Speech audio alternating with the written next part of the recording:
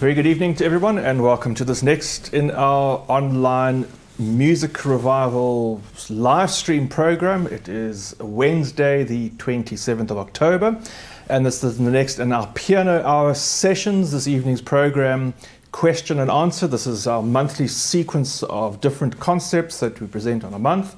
And at the end of every month or every 4 weeks, it seems the question and answer session comes around. And I have a really unusual, I think it's going to be quite a lot of interest, and I think it's a very uncertain experience for me because I've never done this before. But I think it's going to be very interesting for those of you who are interested in what I'm doing and who've been following me and who are interested in the music that I play. And of course, someone who's so interested in the music I play is going to make an appearance straight away, and that's Little Lucy. Little Lucy, yes, it's Wednesday, so it's our informal session. This is not the in concert, and that means that as soon as I'm talking, Little Lucy wants to come and say, hello, Little Lucy. How's everything going today? Oh, yes, it's all just perfect. And Luce, you've had you're having a nice scratch. Yes, you've had a lovely day. It's very cool. It's a very cool spring day. Yes, it's been very grey for a few days now. And that means lots of snuggles. And of course, you love snuggles because you can snuggle in the bed and you can snuggle with your sisters, Frida and Wendy too. And yes, you went for a walk in the park yesterday. You went for a walk in Wiley Park, and that was very exciting. Brought home lots of leaves and sticks that were caught up in your fur. Hey, Luce. It's all just perfect. And is there anything else you did yesterday? If that's what you went for a park yesterday, it's a walk in the park yesterday, what did Lucy do today?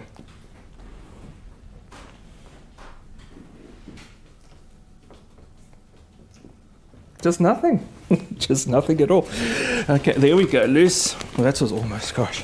Okay, Wendy, Pop, and Frida, yes, I see you. We're going to have a little chat to you later on. So this evening's session is very informal. I'm going to be talking quite a lot this evening. I am going to play a number of pieces in their entirety, but it's really about what are we listening to. I presented a session a couple of months ago that I tried to dissect or try to give an idea of some of the music and how it's structured. But I think tonight's section is what we are really listening to, or what we are really hearing. I'm going to be taking apart a number of well-known classical piano pieces, and I'm going to literally be showing you detail by detail, or hand by hand, what notes are actually being played. I was aware of a comment that came back when I pointed something out in the Chopin-Bach chorale recently. Humphrey from Krugersdorp pointed out that he'd always wondered how that sound was actually made and why that piece sounded in a particular way. And I realized that unless one has the opportunity or has had the experience of playing the piano at a reasonably advanced level and has the ability to read music, that you actually, for the majority of people, actually don't really have an experience of how the notes of the piano result in the music. What notes are actually played when and how and why it makes the sounds that we hear as an audience. And I even find this very fascinating. I've often heard pieces of music, especially some very complicated pieces of music by Rachmaninoff or Scriabin or Prokofiev, and I thought, wow, that's an absolutely fascinating sound and texture. And then when I see it in the music, I realize it's completely different from what I actually expected. So I'm trying to structure this evening's session in a linear way, as from some of the simplest musical textures, you might say, to some of the more complex ideas that we experience and hear in a pianistic sense. And I hope you are going to be able to join us for the next hour as we go through this process. Of course, if you are watching regularly, I very much do appreciate your support.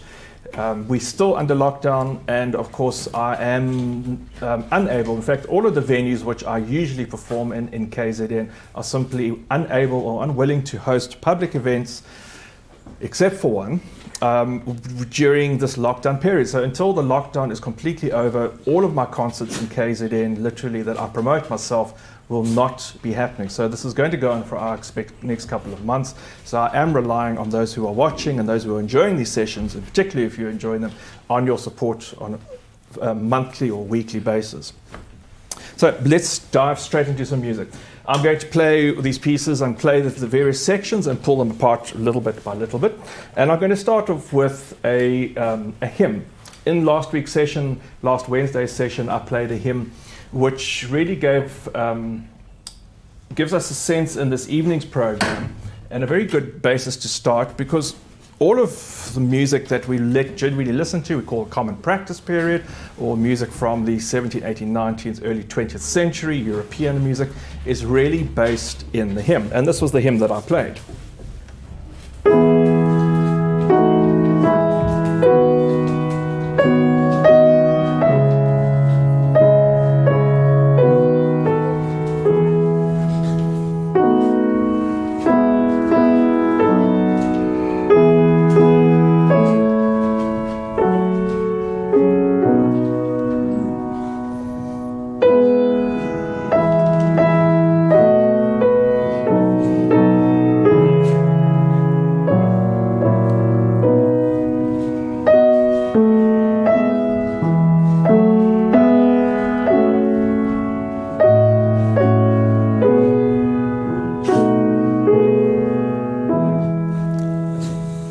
And that was the Epiphany hymn by J.F. Thrupp. Now, what we're really hearing there is a series of chords. Chords, in other words, a number of notes played together. But at the same time, there is those chords are organized not only in a what we'd say vertical time frame. In other words, you're hearing a number of notes together, but they're also organized in a horizontal time frame. In other words, there's a melody line and then 4 different lines, each of which could operate quite independently. So if we start off with the melody,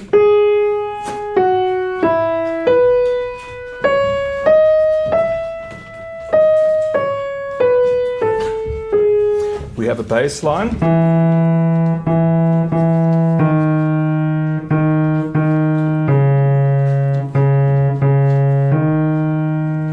I put those together,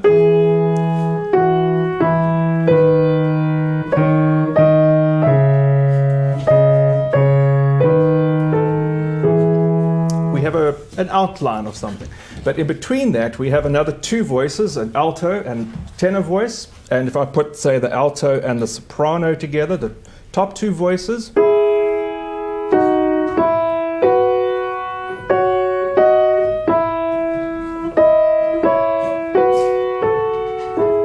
accenting slightly the alto and the tenor.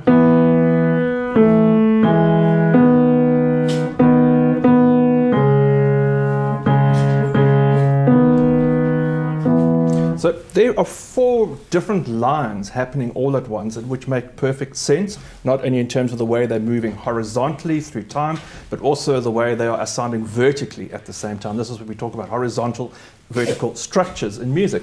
So just listen to that all again. 4 voices.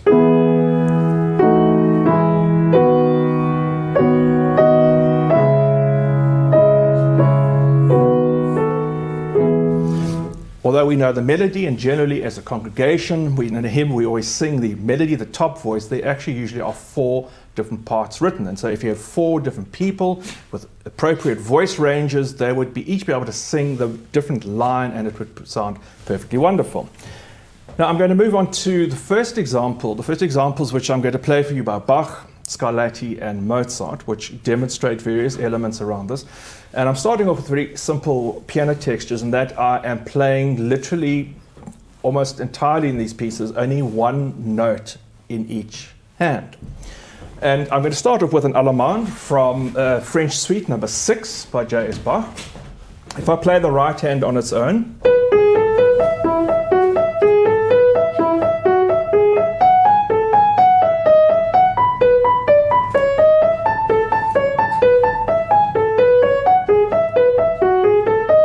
you'll see there's only 1 note I'm playing at a time. Now, the thing about this music is that those notes flesh out those chords. They flesh out the same ways in the right hands, the top 2 lines, the alto and the soprano, of what we might have had in that hymn. So I can emphasize one part over another, for instance.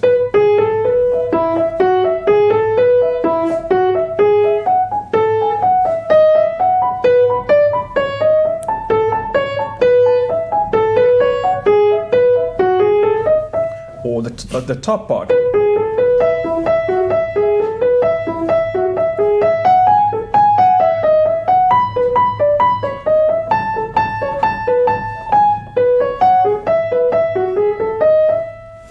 And in the left hand,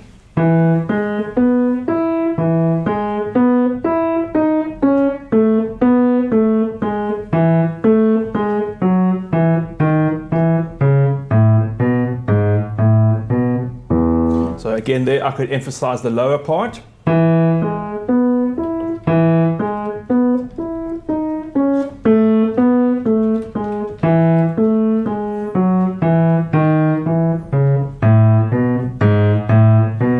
Or even an upper part in that, for instance.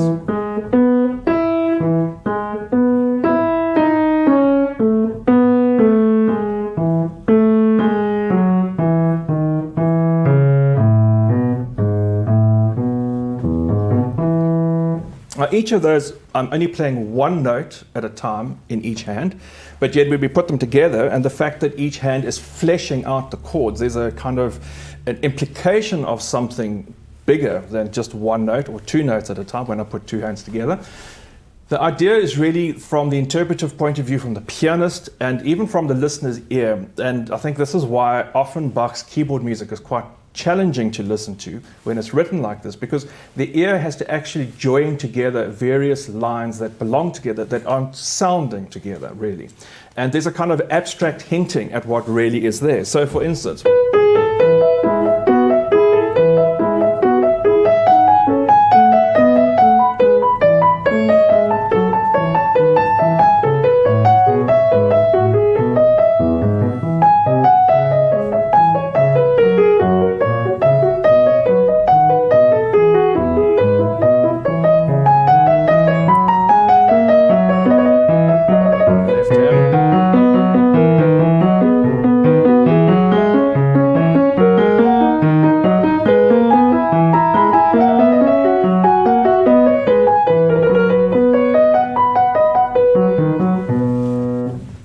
I'm going to go into another example by the composer Domenico Scaratti, one of his beautiful sonatas, very short pieces.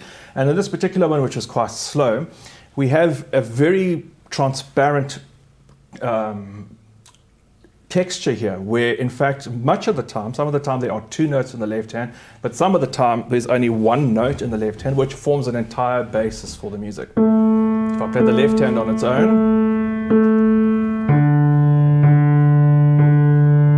Okay, I've got two notes, like chords, like a accompanying guitar almost. And the right hand sings a beautiful melody. So instead of the Bach, which is fleshing out chords, Scaratti, Italian, you might say it's a vocal influence. There's more of a melodic line in the right hand.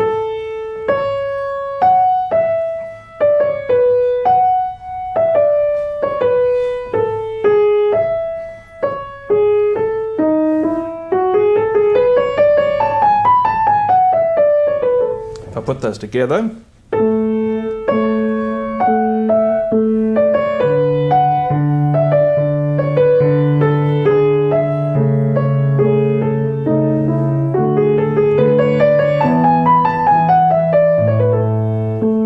etc. So and throughout the piece, there's only one note playing. There's this beautiful line which unfolds very gently in the right hand. In the left hand, there's almost only one note at a time, sometimes two, just hinting at the filling out of what might be a chord. And the last piece, which is going to be focusing on this single note idea of a time, is the famous Sonata Facile by Mozart, K545. In this piece, you will hear a melody in the right.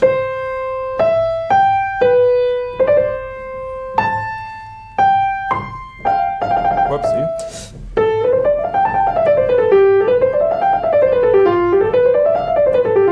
And even in that, Mozart may be hinting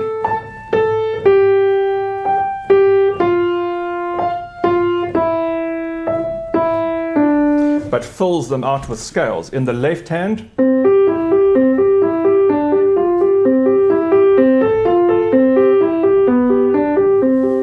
this is a very interesting and very important development and part of the music of Mozart's time, the classical 18th century. We have this figure in the left hand which we call an Alberti bass, named after Mr. Alberti, who supposedly invented it. But it fleshes out and brings out note by note the implication of a chord.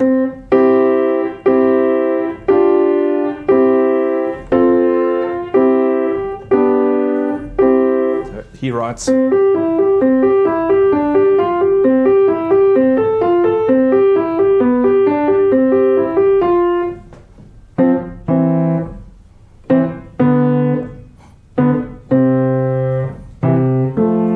and throughout this piece, you'll see almost entirely there's only one note at a time, sometimes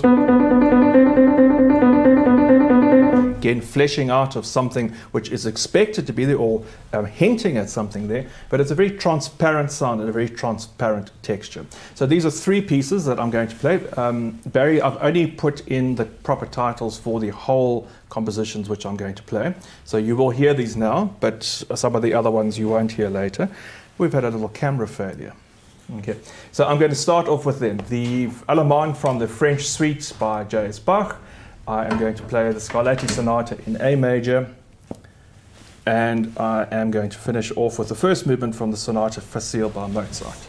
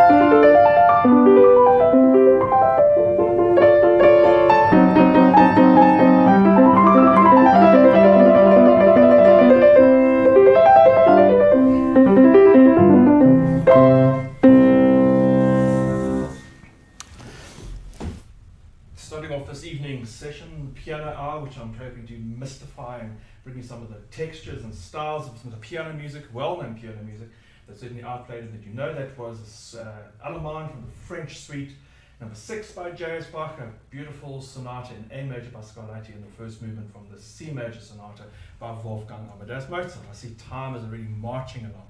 Now, if we keep that idea, particularly of Mozart, that concept of a single note melody in the right hand, and it was one note at a time, followed by a chordal pattern in the left hand, it of course takes us straight into a great deal of the music that we listen to, and particularly in the music of Frédéric Chopin, who wrote very much in the style, particularly in his nocturnes. So if I look at the nocturne in F minor,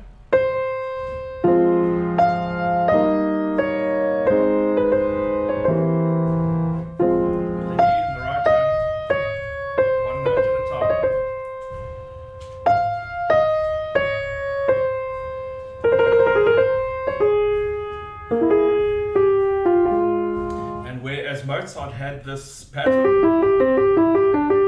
fleshing out the chords. Chopin has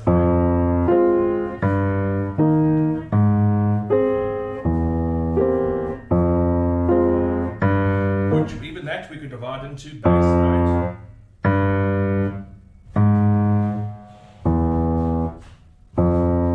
with the other one in between.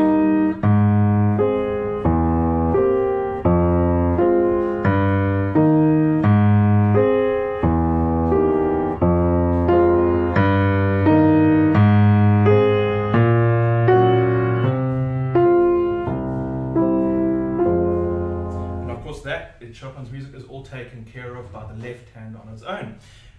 With Chopin's music and with the music of the 19th century particularly, we have this magical use of the piano's pedal, the sustaining pedal, as I've demonstrated before. This pedal, if we have 2 or 3 pedals on the right hand side, it lifts all the dampers off the strings, so that when we play a note, normally the note will stop as soon as we let go of it. If we keep it down, it will ring.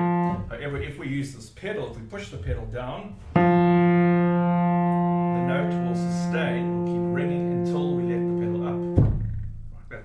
So by using that, I can join that to that, and then change, join that to that, change.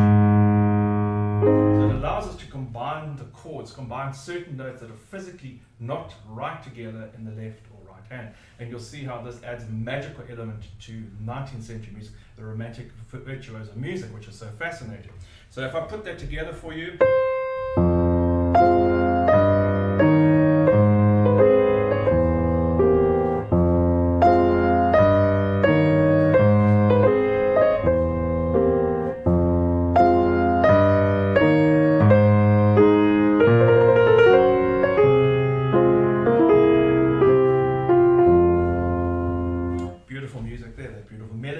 with the sustained left-hand pattern, almost like a march sequence. Now, Chopin, being the brilliant pianist and composer that he was, now obviously explores every element of the piano that he can. And there I'm only playing one note in the right hand at a time. If I play 2 notes, like I was with the hymn, we get a fuller texture. And so in this piece of music, again, I have a left hand combining a bass,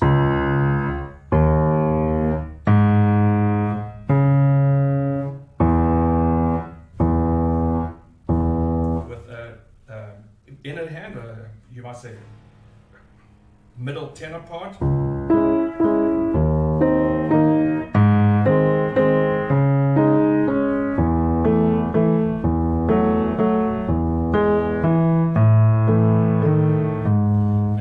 hand, instead of having one note, we have on the top and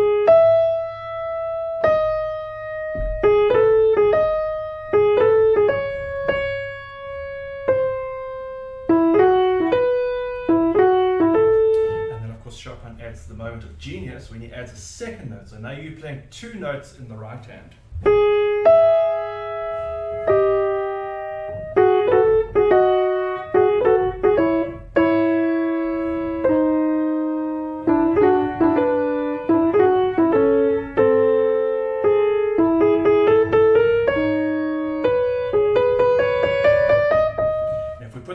together.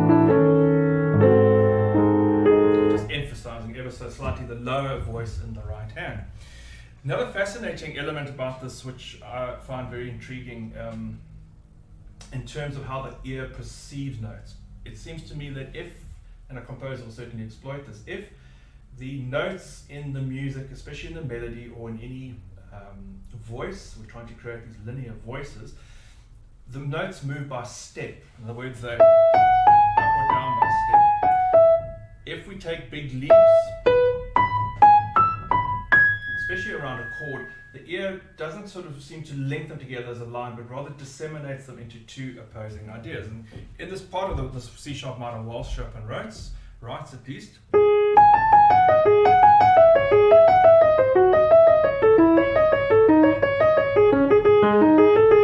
and rather than the ear picking up all of that, the ear tends to divert it or dissect it.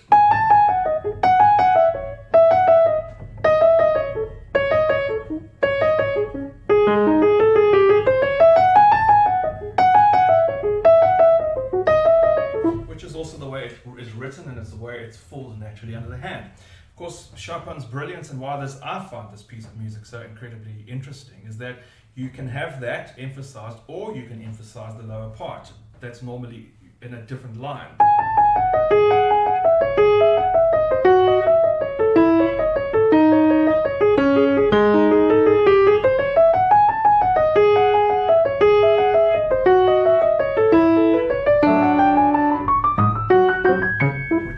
Taken over at the end of the phrase by the thumb, the left hand. So you have, all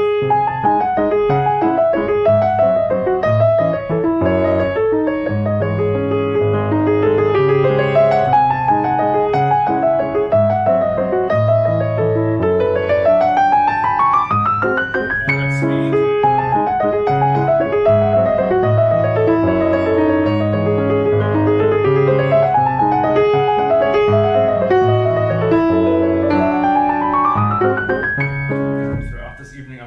Some terrible exaggerations, not in the best of taste, but I'm trying to demonstrate how these lines fit together.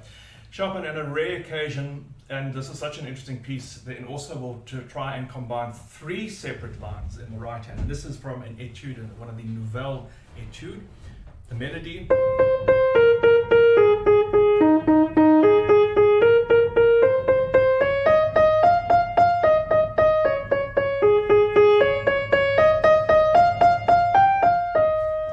Chord outline.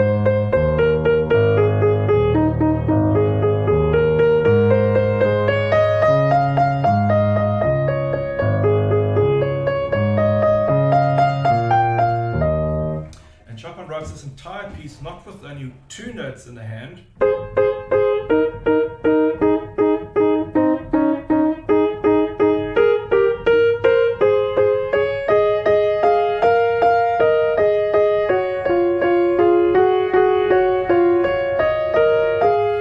puts a third note as well, and I emphasize the lower one. So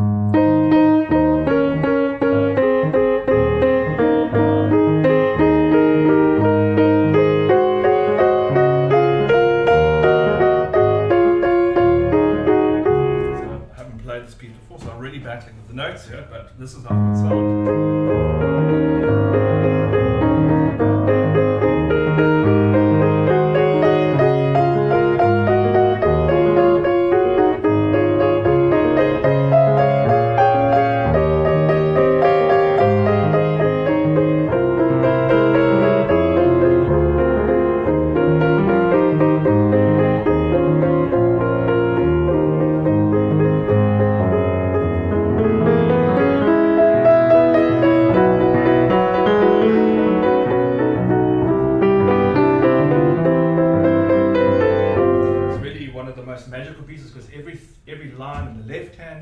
hand in the right hand has so full of details, everything demanding, just seeking out a little bit of the limelight just every now and again.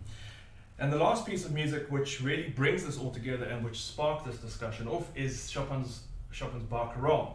And as I said in that this line, the melody,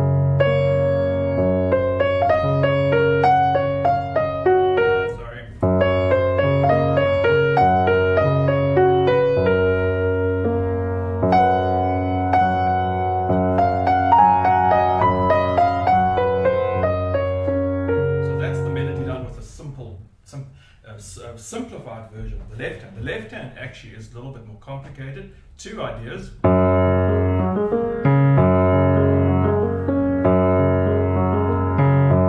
beautiful undulation of water. At the same time, another idea.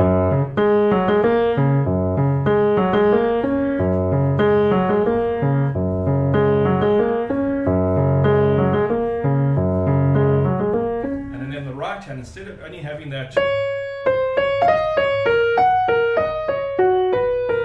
writes almost the entire composition with two notes closely entwined. So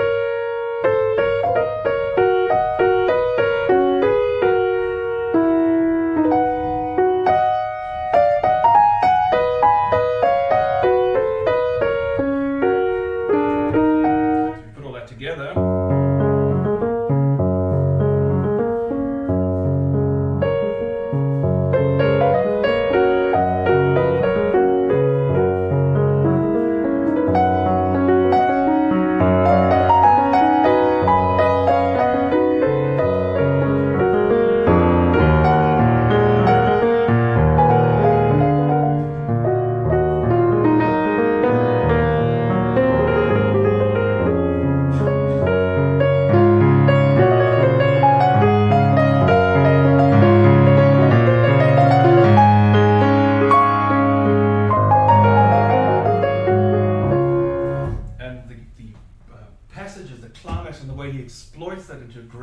Of magnitude is really quite marvelous and makes that one of his most bejeweled and most passionate compositions.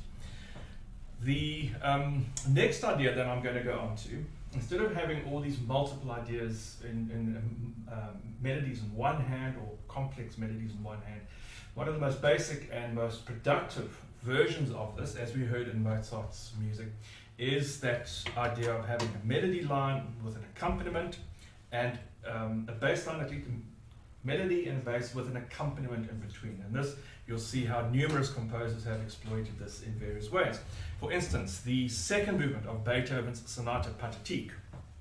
Beautiful melody, and I'll play the bass and the melody.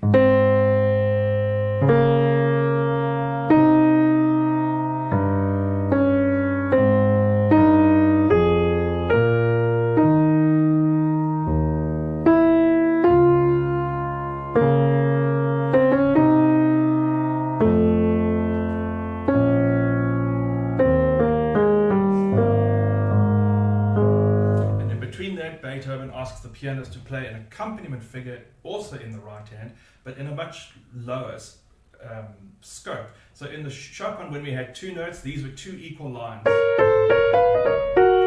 were competing for the same oral space. Here, the one is an accompaniment as opposed to the melody. So the accompaniment sounds.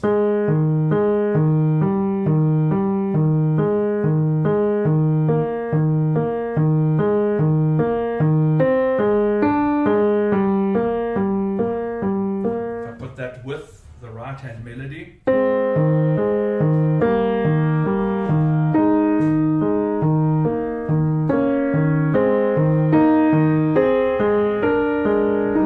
I bring all three together.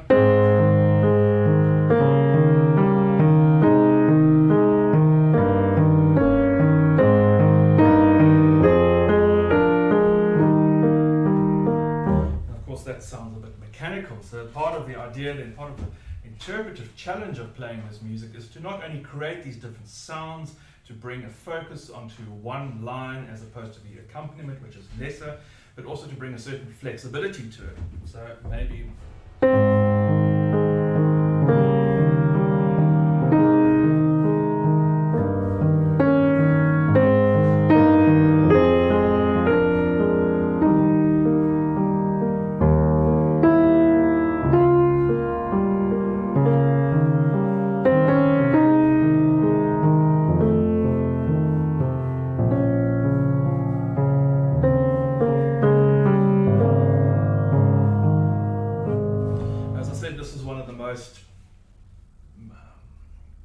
not popular, but one of the most productive, you might say, ways of writing music, a melody bass line with accompaniment figure. So I'm going to give you several examples that you will recognize.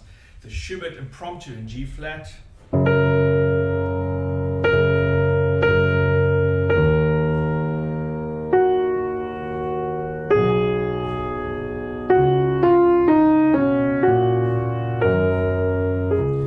again, Schubert has an underlying, instead of just a simple accompaniment, he has something a little bit more complicated, a spinning idea. Of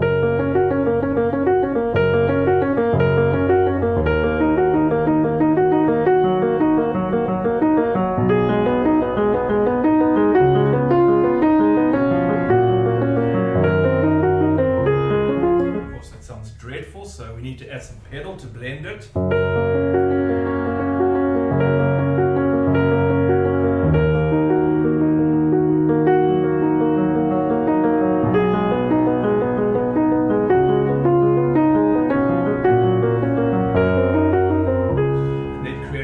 Piano playing is all about creating illusions and creating magic. So to create the illusion that that melody on the top is actually floating and singing and joined. Let me see if I can do this.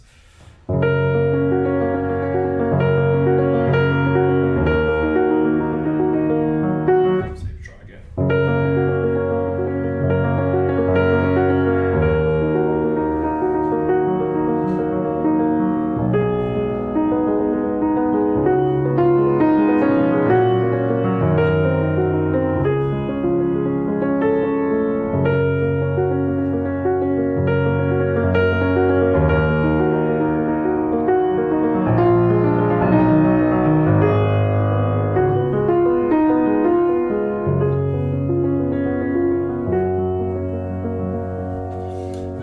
Schubert, Liszt, the great pianist, of course, exploited this idea to the extreme. And in his wonderful etude, Un Sospiro, a sigh, instead of just having a simple pattern, he now does this magical effect where he splits the melody on the top between the left and the right hand. So if I play it very basically, this is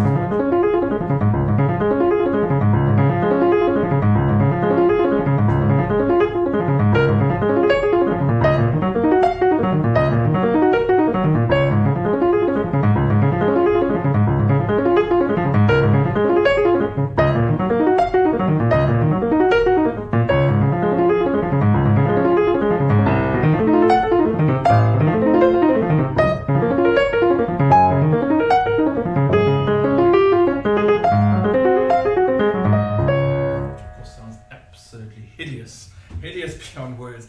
So adding the pedal, creating this effect and trying to create these two sounds out of it, the melody and the accompaniment.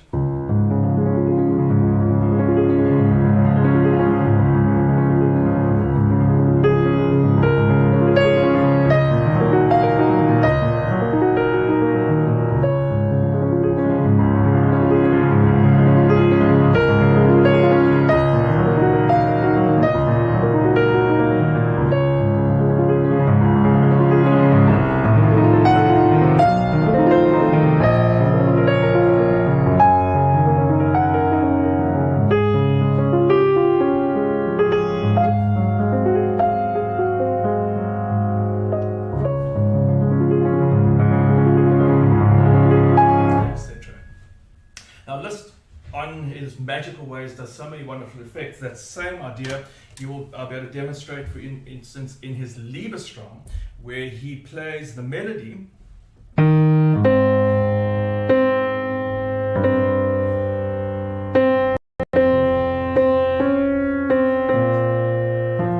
the middle part. So instead of putting the accompaniment underneath, he puts the accompaniment on top.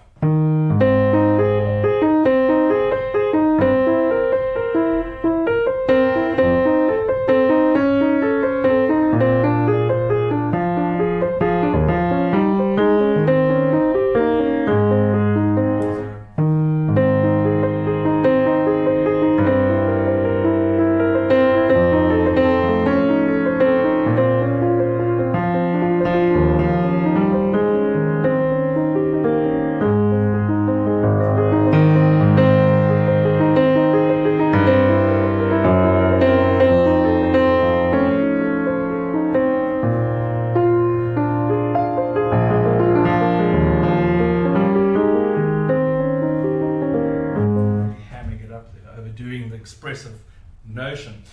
One of the other famous examples, the rustle of spring, has the melody actually underneath. So this brilliance, this rustling, the energy and the excitement of spring comes about because the melody is underneath the bristling energy of the top figure. So that's what you...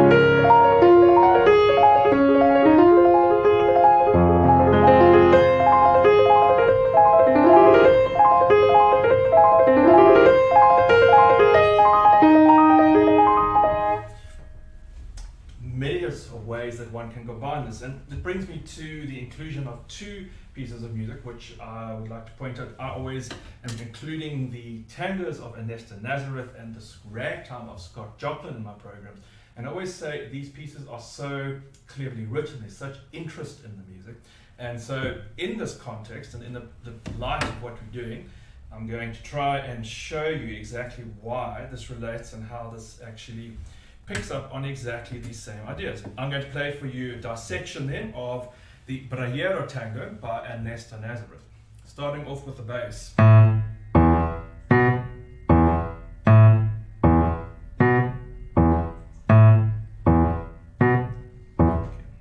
We add another note into that.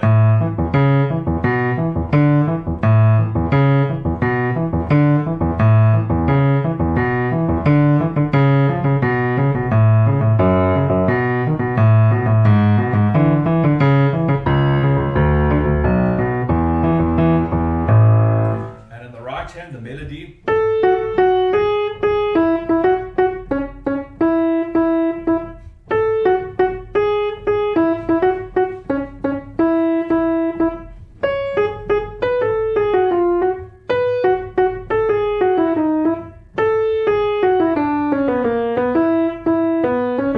And just like as in the hymn, we're having two voices in the left hand, two voices in the right. He then adds an extra chordal pattern into the right hand. So the right hand plays.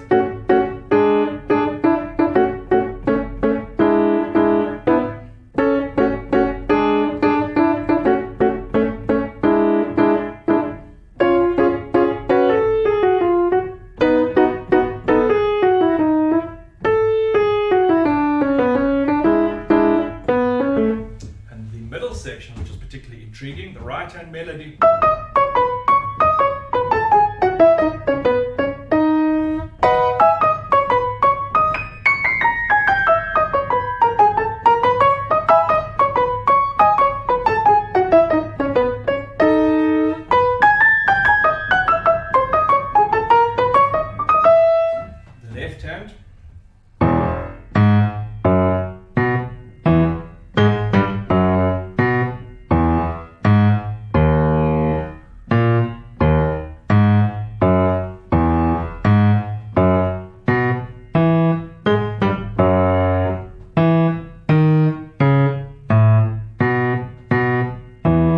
Section, the left hand is a particularly active and interesting addition in the upper part of the left hand. I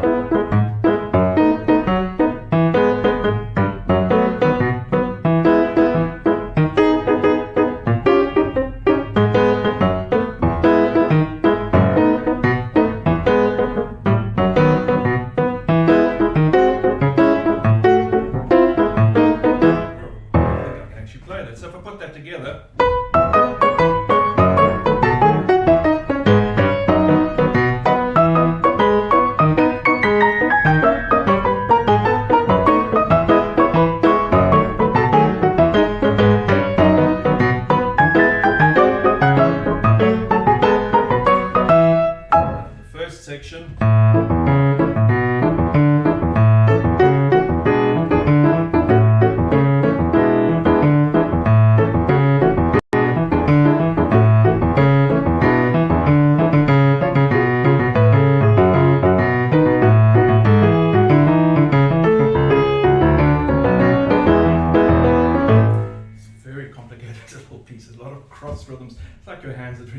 two quite independent things.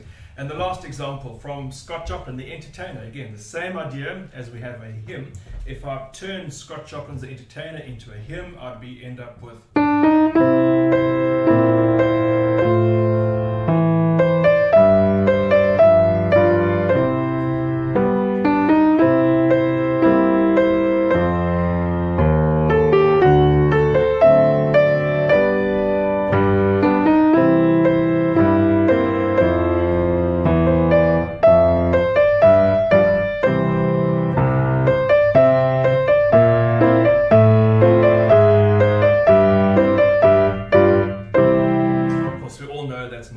So our left hand, two parts, typical stride piano figure.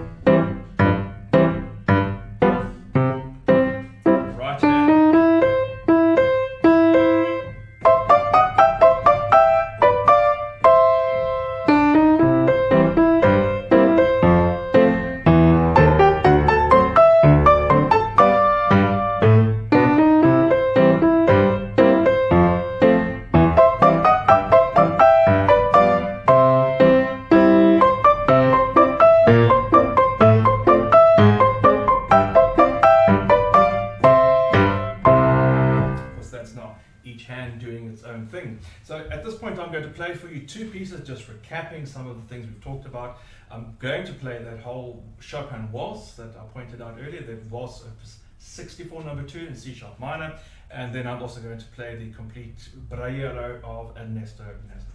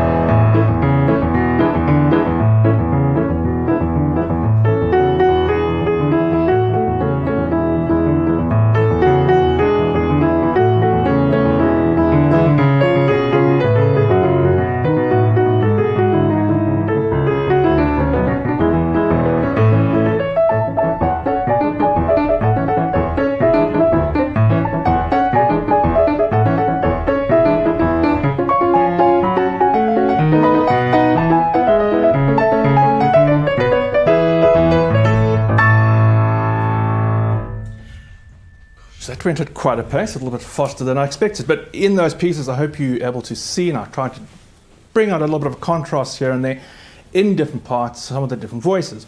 So throughout this episode, in this discussion, I think what I'm trying to point out is to encourage a listening to be aware of, in certain of these examples, of how the music is structured. Yes, we all listen to the melody and we listen to the beautiful tune on top, but in fact, there's a whole lot of other things going underneath, and the more that we can focus our attention on those middle voices or the bass and how they interact with each other, it really adds a huge amount of possibility and enjoyment to the listening experience. Now, we're running a little bit out of time, but I have got a few more examples I'm going to bring to you. But before that, I've got Frida, who's desperate to come and say hello. Hello, Frida. Oh, Frida. Hello, Frieds. How are you doing? You wanting a little scratch? Yes.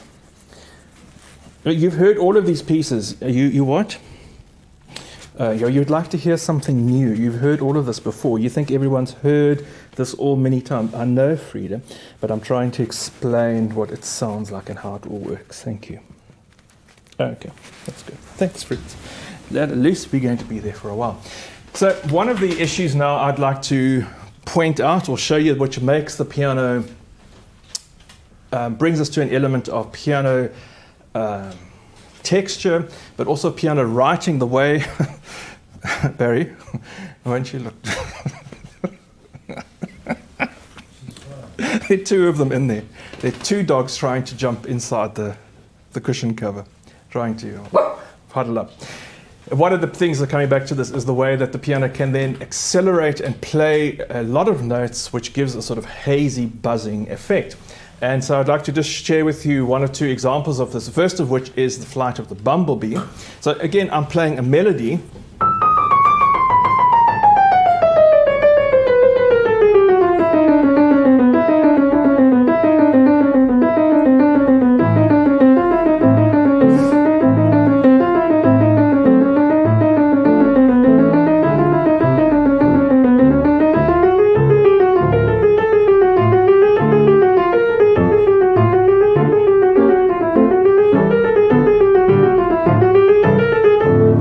Accompanied by these very simple chords on the left hand. But if we, of course, speed that up,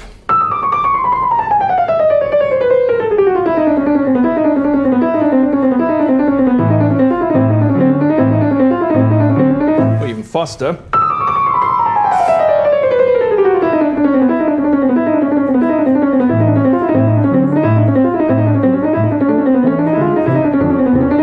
or even faster,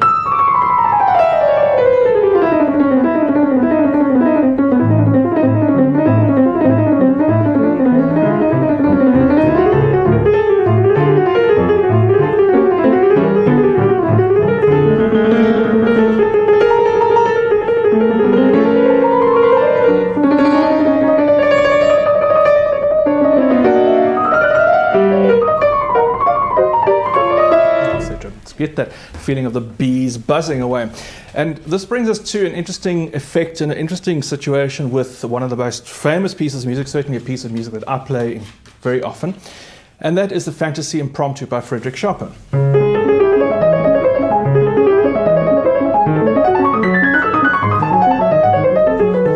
This piece of music for me combines so many of these elements that we've been talking about. You have a melody,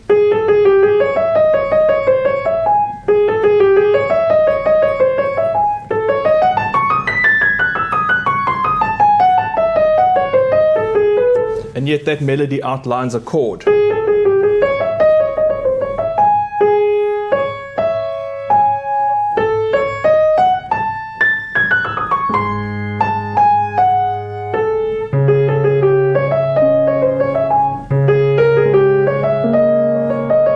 There's a very definite chordal outline in there. And what's so interesting is to see how many pianists approach this almost as a technical exercise. And they'll play very mechanically.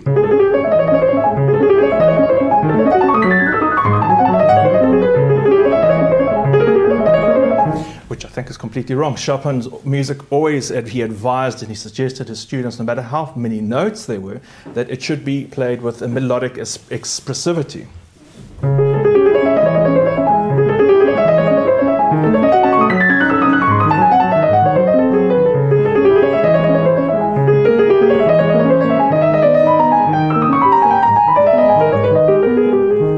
Left hand, we have an interesting example, an interesting combination, because a chordal pattern like Mozart's, we have now I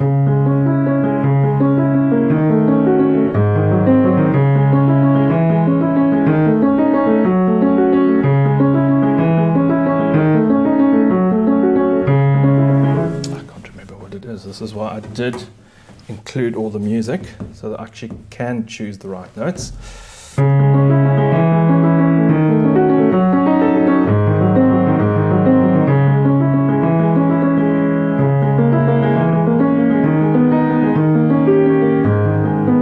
what's intriguing about it, what gives so much of the piece its expressivity, its feeling of slight upset and a kind of agitation almost, he does write allegro agitato, allegro fast but agitated, is that you have this. If I'm counting 1, 2, 3, 4, I'm having 3 notes to each beat in the left hand. 1, 2, 3, 1, 2, 3, 1, 2, 3, 1, 2, 3. And I'm keeping the same beat, but I've got 4. 1, 2, 3, 4, 1, 2, 3, 4, 1, 2, 3, 4, 1, 2, 3, 4, 1, 2, 3, 4, 1, 2, 3. So I've got 3 notes to each beat in the left hand and 4 notes to each beat in the right. And this dislocation and this sense of floating, I think, is what gives the music so much its intensity.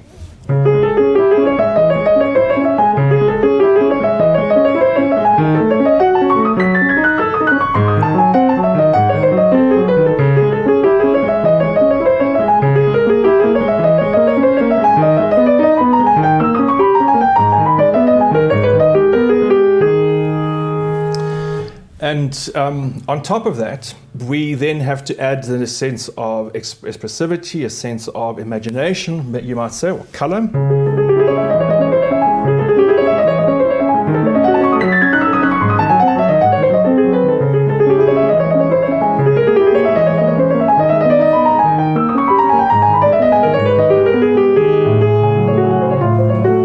And the magic for me about so much of this music and about this piece in particular is that in the middle section, Chopin takes and turns it into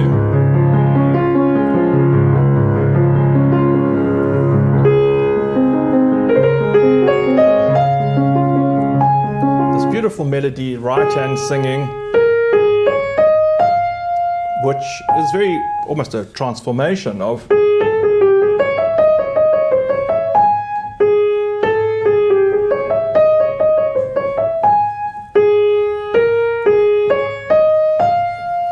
it's almost like a version, the opposite side of a coin, like a happy version of the negativity that you've just heard before. So it's a very intrinsically combined piece. The elements which are forming the beginning are exactly the same, but in a different context. And by the magic of music, when Chopin reaches his the end of the piece of music where it seems to have worked itself through and reached its final point, that beautiful melody, along with the sense of agitation that you have in the beginning, appears in the bass.